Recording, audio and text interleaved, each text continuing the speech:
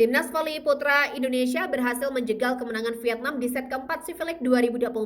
Boy Arnas menjadi kunci kemenangan Indonesia yang bertubi-tubi menyerang pertahanan Vietnam dan menutup laga dengan poin akhir 25-16. Hasil tersebut membuat Indonesia untuk imbangi Vietnam dengan skor 2-2. Pada set keempat, Indonesia berupaya bangkit di awal laga dengan poin-poin beruntun yang diperoleh, di mana Farhan Halim DKK unggul dengan kedudukan 4-1 atas Vietnam. Indonesia yang mulai memanaskan persaingan terus membobol pertahanan yang dimiliki oleh Vietnam. Momentum positif yang didapat Indonesia membawa mereka memimpin di timeout pertama dengan poin sementara 8-4 atas Vietnam.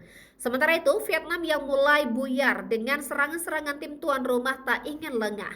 Mereka mencoba kembali mendapatkan ritme permainan untuk mengamankan set ketiga untuk memastikan kemenangan mereka.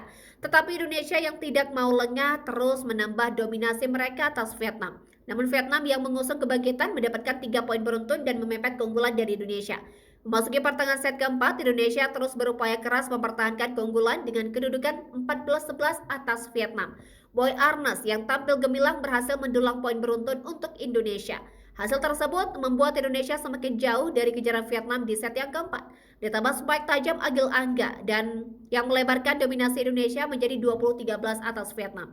Serangan Boy Arnas kembali menjadi kunci poin bagi Indonesia yang semakin dekat dengan kemenangan, di mana Indonesia berhasil mencapai set poin dengan kedudukan 24-15.